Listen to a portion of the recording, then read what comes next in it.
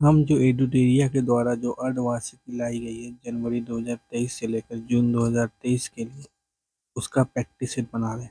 आज practice set number 11 को बनाएंगे। चलिए शुरू करते हैं पहले क्वेश्चन से। इसमें इस प्रैक्टिस सेट में मेनली केंद्रीय बजट 2023-24 से रिलेटेड प्रश्न है। पहला क्वेश्चन है, केंद्रीय बजट 2023-24 में को वित्त मंत्री श्रीमती निर्मला सीतारमन द्वारा संसद में कब पेश किया गया? तो ये 1 फरवरी 2023 को पेश किया गया है आपका केंद्रीय बजट संसद में, मतलब लोकसभा में। दूसरा क्वेश्चन है, केंद्रीय बजट 2023-24 का बजट आकार कितना था? इस बार का बजट का आकार था 45,03,97 करोड़। तीसरा क्वेश्चन है, वित्त वर्ष 2023-24 में राजस्व खर्च का कितना बजट अनुमान लगाया गया है? इस बार का राजस्व खर्च आपका लगाया गया है 35,02,136 करोड़ का। चौथा क्वेश्चन है, वित्त वर्ष 2023-24 में राजस्व प्राप्ति का कितना बजट अनुमान लगाया है? तो राजस्व प्राप्ति होगी आपको लगभग 26,32,281 करोड़। पांचवा क्वेश्चन है, बजट 2023-24 में 7 प्राथमिकताएं अपनाई गई है, जिसे क्या नाम दिया गया? इसे नाम दिया गया सप्तर्षि। निम्नलिखित में से बजट 2023-24 के 7 प्राथमिकताओं या जिसे सप्तर्षि कहा गया है से संबंधित है। समावेशी विकास है, हरित विकास भी है, अंतिम व्यक्ति तक पहुंचना भी है, सक्षमता को सामने लाना है, वित्तीय क्षेत्र है, अवसंरचना एवं निवेश है, युवा शक्ति भारत प्रगति। ऐसा कुछ नहीं है, युवा शक्ति है पर ये नहीं है, मतलब सातवां नहीं है, तो इसका आंसर सी हो जाएगा। सातवां क्वेश्चन है, इस बजट के अनुसार भारत सरकार ने किस वर्ष तक सिकल सेल एनीमिया का उन्मूलन करने का लक्ष्य रखा है? तो 2047 तक सिकल सेल एनीमिया का दूर करना है हमें। आठवां क्वेश्चन है, निम्नलिखित में से किस योजना की शुरुआत की घोषणा केंद्रीय बजट 2023-24 में की गई है? तो ई न्यायालय परियोजना चरण फेज 3 है, तो बिल्कुल सही है, ये इसका किया गया उद्घाटन। प्रधानमंत्री कौशल विकास योजना 4.0, ये भी सही है। अमृत धरोहर स्कीम भी शुरुआत की घोषणा की गई है, ये भी सही है। तो मतलब ये सभी सही है।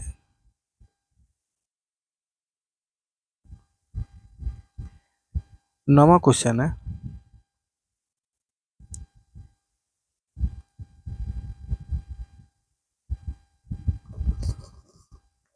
उच्च गुणवत्ता वाली बागवानी फसल उत्पादन के लिए किस कार्यक्रम की शुरुआत की घोषणा बजट 2023-24 में की गई है? तो बागवानी फसल उत्पादन को बढ़ावा देने के लिए आत्मनिर्भर बागवानी स्वच्छ पौधा कार्यक्रम को प्रोत्साहन या शुरुआत की गई है। 10वां क्वेश्चन, निम्नलिखित में से कौन से कथन की चर्चा बजट भाषण 2023-24 में की गई है?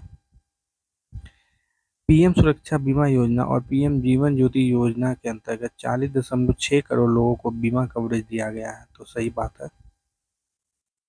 उज्ज्वला योजना के तहत 9.6 करोड़ एलपीजी कनेक्शन दिए गए, ये भी सही है। 47.8 करोड़ प्रधानमंत्री जनधन बैंक खाते खोले गए, ये भी सही है, तो मतलब इसका आंसर डी हो जाएगा। 11वां क्वेश्चन है, बजट 2023-24 के अनुसार नई व्यक्तिगत आयकर व्यवस्था में स्लैबों की संख्या 6 से घटाकर कितनी कर दी गई है? अब 5 ही आपका स्लैब रहेगा टैक्स का। 12वां क्वेश्चन है, बजट 2023-24 में शहरी अवसंरचना विकास निधि यूआईडीएफ अर्बन इंफ्रास्ट्रक्चर डेवलपमेंट फंड की स्थापना की बात की गई है। इस निधि का प्रबंधन किस बैंक के द्वारा किया जाएगा? मतलब यूआईडीएफ को कौन सा बैंक मैनेज करेगा? तो ये करेगा राष्ट्रीय आवास बैंक। 13वां क्वेश्चन है, इस बजट के अनुसार 5G सेवाओं पर आधारित एप्लीकेशन विकसित करने के लिए कितने लैब्स स्थापित किए जाएंगे? तो 5G के लिए लगभग 100 लैब्स, मतलब ऑप्शन ए, विकसित किए जाएंगे। 100 लैब्स विकसित किए जाएंगे। 14वां क्वेश्चन है, सरकार अगले 3 वर्ष में कितने किसानों को प्राकृतिक खेती अपनाने के लिए प्रोत्साहित करेगी और उनकी सहायता करेगी? तो प्राकृतिक खेती के लिए लगभग 1 करोड़ किसान को प्रोत्साहित किया जाएगा। 15वां क्वेश्चन है, कुशल युवाओं को अंतर्राष्ट्रीय अवसर उपलब्ध कराने के लिए सरकार ने कितने स्किल इंडिया इंटरनेशनल सेंटर स्थापित करने की घोषणा बजट 2023-24 में की? तो 30 स्किल इंडिया इंटरनेशनल सेंटर बनाया जाएगा। 16वां क्वेश्चन है, भारत को मोटे अनाज मतलब श्री अन्न के लिए वैश्विक केंद्र बनाने के उद्देश्य से किस उत्कृष्ट केंद्र को बढ़ावा दिए जाने की घोषणा सरकार ने बजट 23-24 में की? ये है भारतीय मोटा अनाज या बाजरा अनुसंधान संस्थान हैदराबाद। यहाँ एक उत्कृष्ट केंद्र बनेगा। 17वां क्वेश्चन है, बजट 2023-24 में संबंधित निम्नलिखित में से कौन सा कथन सत्य नहीं है? ए है 6,000 करोड़ रुपए के निवेश से पीएम मत्स्य संपदा योजना की एक नई उपयोजना शुरू की जाएगी। सरकार को सबसे ज्यादा धन जीएसटी से आता है। सरकार को सबसे ज्यादा खर्च केंद्रीय क्षेत्र की योजना पर करना पड़ता है।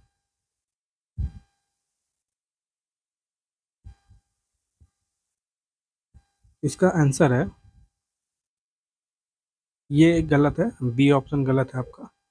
जीएसटी से नहीं आता है सबसे ज़्यादा धन, बल्कि कर्जा लेके आता है और सबसे ज़्यादा खर्च केंद्रीय क्षेत्र की योजनाओं पर नहीं करना पड़ता है। पैसा बांट दिया जाता है, बहुत ज़्यादा पैसा।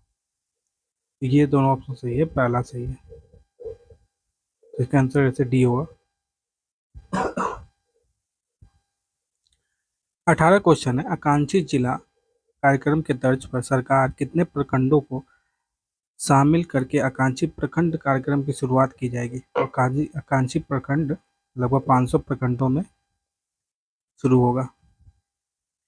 19वां क्वेश्चन है, सरकारी बजट 2023-24 के अनुसार सरकार ने देश के शीर्ष शैक्षिक संस्थानों में कितने कृत्रिम बुद्धिमत्ता उत्कृष्टता केंद्र स्थापित करेगी? तो ये तीन तीन सरकारी शैक्षणिक संस्थान में कृत्रिम बुद्धिमत्ता उत्कृष्टता केंद्र स्थापित किया जाएगा। 20वां क्वेश्चन है, बजट में चर्चा किया गया आईगोट कर्मयोगी क्या है? तो ये एक एकीकृत ऑनलाइन प्रशिक्षण मंच है, मतलब इंटीग्रेटेड ऑनलाइन ट्रेनिंग फोरम है, प्लेटफॉर्म है। 21वां क्वेश्चन है, वर्ष 2023-24 के लिए रेलवे का पूंजीगत परिव्यय कितना रखा गया है? तो ये रखा गया है आपका 2.4 लाख करोड़। 22वां क्वेश्चन है, सरकार द्वारा कारोबारी सुगमता को बढ़ावा देने के लिए बजट 2023-24 में लिया गया है 29,000 से अधिक अनुपालनों को कम करना, 3400 से अधिक विधिक उपबंधों को अपराध की श्रेणी से हटाया जाना, जन विश्वास विधेयक संसद में पेश करना। तो ये सभी आंसर सही है, मतलब ये कारोबार को सुगम करने के लिए सारे स्टेप सारे लिए जाएंगे ये सभी।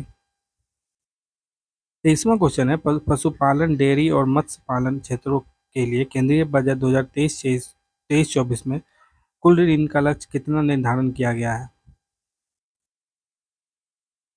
लगभग 20 लाख करोड़ पशुपालन डेयरी और मत्स्य पालन में कुल ऋण लिए जाएंगे।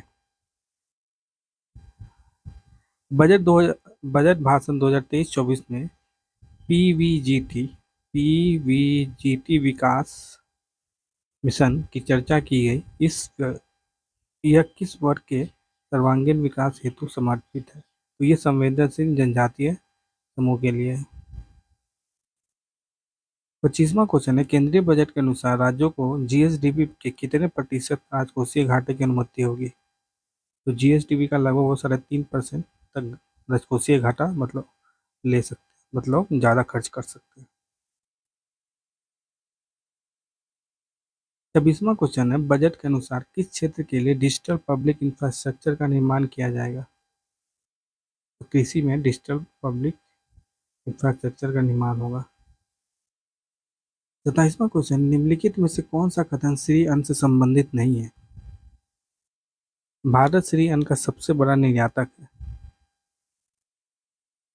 तो ये गलत है, श्री अन्न का सबसे बड़ा निर्यातक भारत नहीं है, बल्कि श्री अन्न का सबसे बड़ा उत्पादक जरूर है पर निर्यातक नहीं है। राष्ट्र संघ 2023 को मोटे अनाज का वर्ष घोषित किया गया। बिल्कुल 2023 को मोटे अनाज का वर्ष घोषित किया गया है।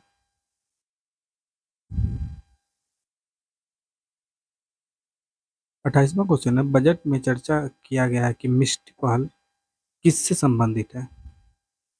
तटीय रेखा को सुंदर बनाने से संबंधित, पौधा रोपण से संबंधित, मैंग्रोव रोपण से संबंधित। तो ये सी ऑप्शन है, तटीय रेखा पर मैंग्रोव पौधा पौधा रोपण संबंधित है मिष्टी मिशन। 29वां क्वेश्चन है, केंद्रीय बजट 23-24 में किस योजना का बजट आवंटन 66% से बढ़ाकर 79,000 करोड़ से अधिक कर दिया गया है? तो ये प्रधानमंत्री आवास योजना का बजट बढ़ा दिया गया है। 30वां क्वेश्चन है, वित्तीय वर्ष 2023-24 के लिए राजस्व घाटा कुल जीडीपी का कितना प्रतिशत अनुमानित है? तो राजस्व घाटा आपका जीडीपी का लगभग 2.9% होगा। 31वां क्वेश्चन है, वित्तीय वर्ष 23-24 के लिए राजकोषीय घाटा का कितना बजट अनुमान किया गया है? तो ये है लगभग 17,86,816 करोड़। 32वां क्वेश्चन है, वित्त वर्ष 2023-24 के लिए प्राथमिक घाटा का कितना अनुमान लगाया गया? तो प्राथमिक घाटा आपका होगा जीडीपी का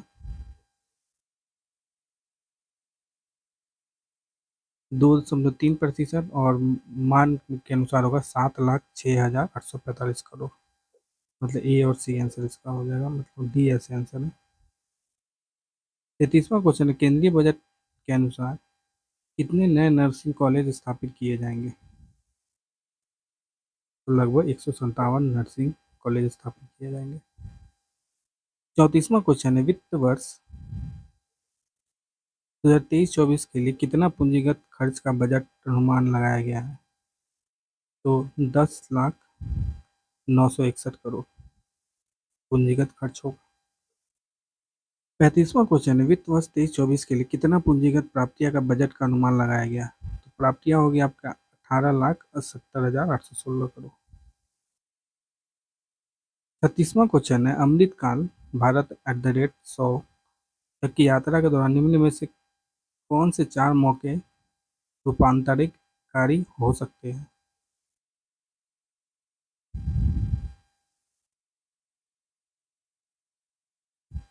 तो महिलाओं का आर्थिक सशक्तिकरण, पर्यटन, पीएम विश्वकर्मा कौशल सम्मान और हरित विकास, ये सभी हो सकते हैं। 36वां क्वेश्चन है, बजट के अनुसार क्षेत्रीय हवाई कनेक्टिविटी के सुधार के लिए कितने हवाई अड्डों का पुनरुद्धार किया जाएगा?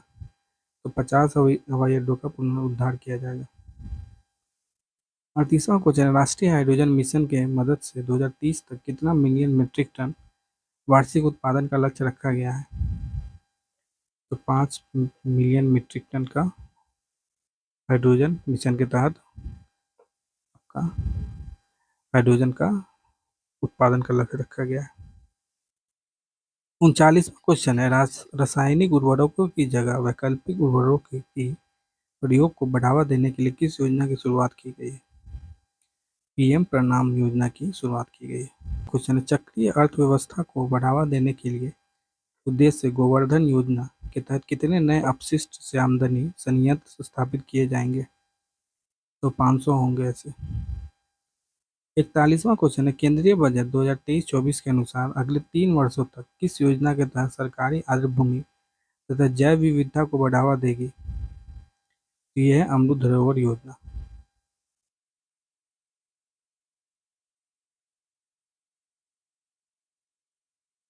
42वां क्वेश्चन है, बजट में चर्चा किया गया है कि स्किल इंडिया डिजिटल प्लेटफॉर्म का लक्ष्य क्या है?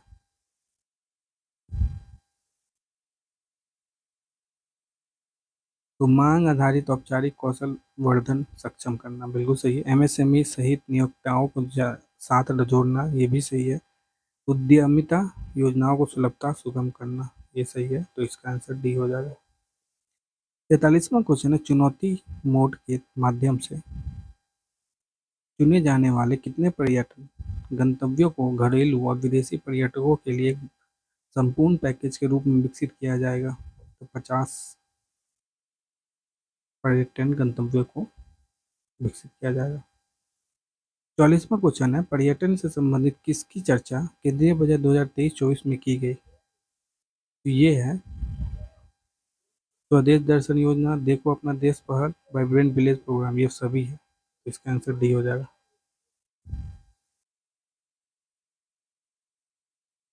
45वां क्वेश्चन है, आजादी का अमृत महोत्सव के स्मरण स्वरूप अगले 2 वर्ष की अवधि मार्च 2025 तक के लिए किस नई लघु बचत योजना की शुरुआत की जाएगी? ये है महिला सम्मान बचत प्रमाण पत्र। 46वां क्वेश्चन है, जल जीवन मिशन के लिए वित्त वर्ष 23-24 में कितने करोड़ का बजटीय प्रावधान है? वो है 70,000 करोड़ का। 43वां क्वेश्चन है, मनरेगा के लिए वित्त वर्ष 23-24 में कितने करोड़ का बजटीय प्रावधान है? मनरेगा के लिए 60,000 करोड़ का प्रावधान है। 45वां क्वेश्चन है, सरकार का लक्ष्य वर्ष 2025 तक स्वास्थ्य पर जीडीपी का कितना प्रतिशत खर्च करना है? तो जीडीपी का स्वास्थ्य पर लगभग 2.5% खर्च करना है 2025 तक। 49वां क्वेश्चन है, सरकार सर्वाधिक किस मद पर करती है? तो ब्याज अदायगी पर सबसे ज्यादा खर्च होता है सरकार का। 50वां क्वेश्चन है, नई कर व्यवस्था में उच्चतम अधिव्यवहार कर को 37% से घटाकर कितना प्रतिशत कर दिया गया? वो 25% कर दिया गया है। तो ये था आपका सेट नंबर 11 का 50 क्वेश्चन। अगर ये आपको वीडियो अच्छा लगा तो वीडियो को लाइक कीजिए, चैनल को सब्सक्राइब कीजिए और शेयर कीजिए। ऐसे ही और वीडियो देखने के लिए हमारे साथ बने के लिए रहिए।